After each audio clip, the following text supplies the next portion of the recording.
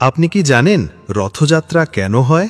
ভগবান শ্রীকৃষ্ণের মৃত্যুর সঙ্গে এর কি সম্পর্ক, আর কিভাবে তার হৃৎপিণ্ড থেকে সৃষ্টি হয়েছিলেন জগন্নাথ?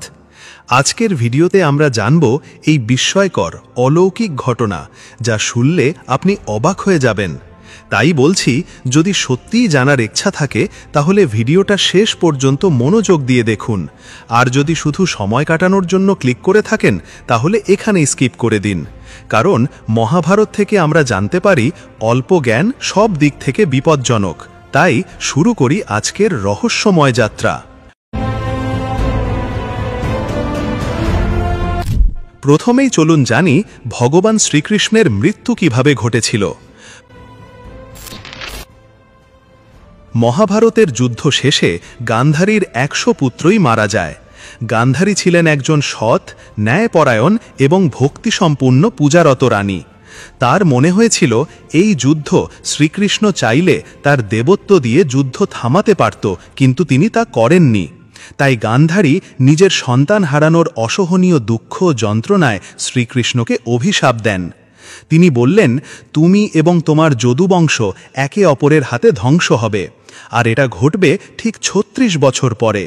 তোমার প্রিয় নগরী দ্বারকা সমুদ্রের মধ্যে ডুবে যাবে, তুমি নিজেও মৃত্যুবরণ করবে। এই কথা শুনেও শ্রীকৃষ্ণ হাসলেন। তিনি চুপ করে রইলেন, কারণ তিনি জানতেন ঈশ্বর কখনো অভিশাপকে আটকান না। তিনি সব কিছু হাসি মুখে মেনে নেন। সময় কাটতে লাগল। ঠিক 36 বছর পরে গান্ধারীর অভিশাপ এক এক করে সত্যি হতে শুরু করল। তখন যদুবংশ ছিল খুব শক্তিশালী, অপরাজেয়, কিন্তু তাদের মধ্যে অহংকার ঢুকে গেল। তারা নিজেদের মধ্যে ঝগড়া শুরু করল, আর একে একে নিজেদের হাতেই নিজেরাই অপরকে হত্যা করল। কেউ বাধা দিতে পারল না। একদিনে যদুবংশ সম্পূর্ণ ধ্বংস হয়ে গেল। এরপর কি হলো জানেন? সমুদ্রের জল হঠাৎ করে বেড়ে উঠল আর ভাসিয়ে নিয়ে গেল প্রিয় দ্বারকা নগরকে। শহরটা সমুদ্রের মধ্যে হারিয়ে গেল। যেদিন যদুবংশ শেষ হয়ে গেল, সেদিনই শ্রীকৃষ্ণ একা একা নদীর ধারে গিয়ে একটা গাছের কৃষ্ণকে। তখন সে ভীষণ ভেঙে পড়ল আর কাঁদতে কাঁদতে বলল, হে ভগবান, আমাকে ক্ষমা করুন, আমি না জেনে একটা ভয়ানক পাপ করে ফেলেছি। কিন্তু শ্রীকৃষ্ণ তখনও শান্ত, হাসি মুখে বললেন, তুমি কোন সেই পাপের ফল আজ আমি নিজের হাতে নিচ্ছি। তোমার হাতেই আমার মৃত্যু লেখা ছিল। এই কথা বলেই ভগবান শ্রীকৃষ্ণ ধীরে ধীরে চোখ বন্ধ করেন, আর এইভাবেই ভগবান শ্রীকৃষ্ণ পৃথিবী থেকে বিদায় নেন। এবার আমরা জানব কিভাবে সেই শ্রীকৃষ্ণের হৃদয় থেকে জন্ম নিল জগন্নাথ দেব, আর কিভাবে শুরু হলো রথযাত্রা। এরপর শিকারী জরা তখন খুব দুঃখিত হয়ে সে সব গুহাটি একেবারে শূন্য।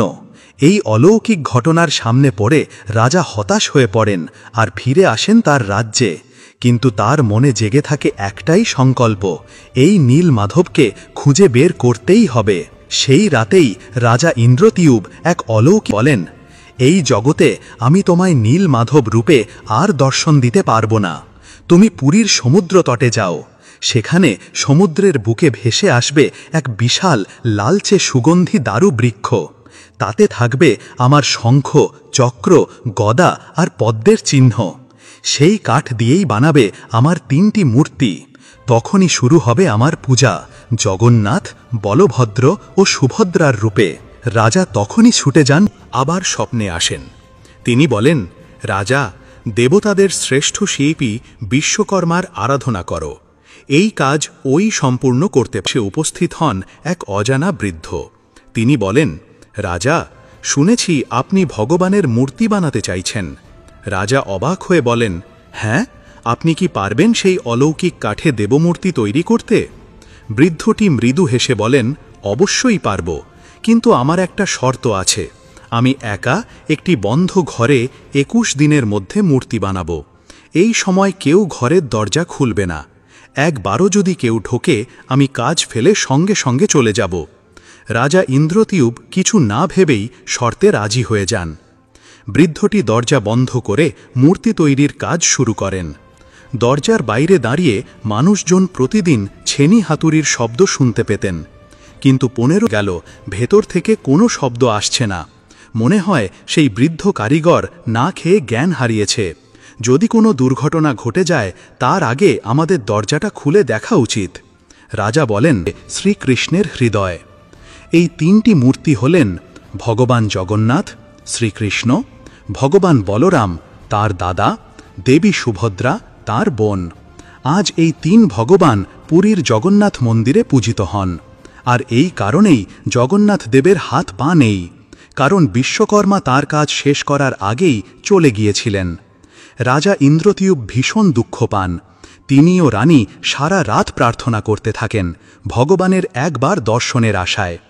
তাদের করুণ আরতি শুনে ভগবান স্বয়ং তাদের সামনে আবির্ভূত হন। তিনি বলেন, প্রিয় রাজা, তুমি এত কষ্ট করছো কেন? এই অর্ধসমাপ্ত রূপে পূজিত হওয়াটাই আমার ইচ্ছা। যাকে তুমি বৃদ্ধ কারিগর ভেবেছিলে তিনিই ছিলেন দেবশিল্পী বিশ্বকর্মা। এই মূর্তিগুলোকেই প্রতিষ্ঠা করো, কারণ এটাই আমার নির্ধারিত রূপ, এবং এই মন্দির একদিন পৃথিবীর অন্যতম পবিত্র স্থান হয়ে উঠবে, আর 4 ধামের একটি হবে।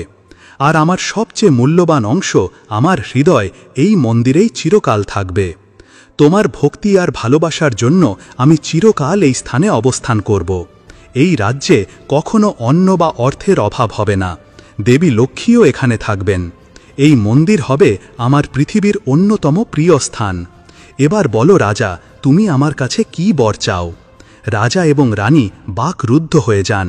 রাজা কাঁপা কণ্ঠে বলেন, প্রভু, আপনি যখন নিজেই আমার ঘরে আছেন তখন আর কি চাইব? তবে যদি আপনি আশীর্বাদ দেন, আমি চাই আমার কোনো সন্তান না হোক। তার কারণ ভবিষ্যতে যদি আমার বংশধরেরা মন্দিরকে নিজেদের সম্পত্তি মনে করে, তখন আপনার পূজা ব্যাহত হতে পারে। আমি চাই আপনি জগন্নাথ রূপে সকলের ভগবান হয়ে থাকুন, শুধু আমার পরিবারের জন্য নয়। এই কথা শুনে রানী গুন্ডিচা ব্যথিত হন। তিনি বলেন, প্রভু, সন্তান না হলে আমাদের বংশ কিভাবে চলবে? কে আমাদের দেখবে, ভালোবাসবে? কে আমাদের কোলে বসবে? আর যখন আমরা অসুস্থ হব তখন কে আমাদের সেবা করবে? ভগবান স্নেহ ভরে বলেন, ও মা, আমি তোমায় প্রতিশ্রুতি দিচ্ছি, আমিও আমার ভাই বোনরাই হব তোমার সন্তান। রাজা চলে যাওয়ার পর আমি এই রাজ্য শাসন করব। এই রাজ্যে কখনো খাদ্য বা অর্থের অভাব হবে না। মানুষ চিরকাল আধ্যাত্মিক আনন্দে থাকবে। আর প্রতি বছর মা, আমি তোমার কাছে আসব 7 দিনের জন্য, যেন তোমার সন্তান তোমার কোলে ফিরে আসছে। তুমি আমাদের জন্য খাবার তৈরি করবে, আমাদের আশীর্বাদ দেবে, এক মায়ের মতো তার সন্তানদের। এই কথা শুনে রানীর হৃদয় গলে যায়। যে ঈশ্বর নিজে তার সন্তান হতে চান, তার চেয়ে বড় আশীর্বাদ আর কিছু হতে পারে না। ত্রিমূর্তি তারা, ভগবান জগন্নাথ, তার দাদা বলরাম এবং বোন সুভদ্রা 3টি রথে চড়ে পুরীর মন্দির থেকে বড়দণ্ড পথে গুন্ডিচা মন্দিরে তার মাসিকে দেখতে যান 7 দিনের জন্য। রথে ফুল, চন্দন ও রঙে সজ্জিত হয়ে তারা যাত্রা করেন যেন এক মায়ের কাছে ফিরে যাচ্ছেন। বিশ্বের নানা প্রান্ত থেকে লক্ষ লক্ষ মানুষ আসেন এই ত্রিমূর্তির পবিত্র দর্শন নিতে আর সেই রথের দড়ি টানতে, কারণ বিশ্বাস, যে রথ টানে সে স্বর্গের দিকে এগিয়ে যায়। গুন্ডিচা মন্দিরে তাদের ভক্তি ভরে খাবার দেওয়া হয়, যত্ন করা হয়, ঠিক যেমন এক মা তার সন্তানদের করেন। এই কারণেই এই উৎসব গুন্ডিচা রথযাত্রা নামেও পরিচিত। আপনি যদি এখনও এই ভিডিওটি দেখছেন, তাহলে জানবেন আপনি শুধু একজন দর্শক নন, আপনি একজন ভাগ্যবান ভক্ত, যার হৃদয়ে ভগবানের প্রতি সত্যিকারের প্রেম রয়েছে। এই কাহিনী শুধু একটা জ্ঞান নয়, এ এক জীবন্ত বিশ্বাস যা আজও আমাদের মনের গভীরে আলো জ্বালে।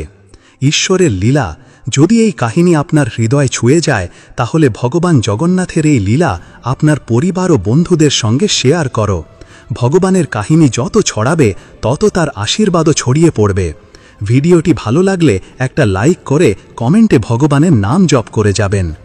আর যদি মনে হয় এই রকম আরও ভগবানের গল্প, ভক্তির কথা, ইতিহাস জানতে, তাহলে সাবস্ক্রাইব করে নিও চ্যানেলটি। শেষে বলি, ভক্তি কখনো বৃথা যায় না। ভগবান চুপচাপ থাকেন, কিন্তু কখনো ভুলে যান না। জয় জগন্নাথ।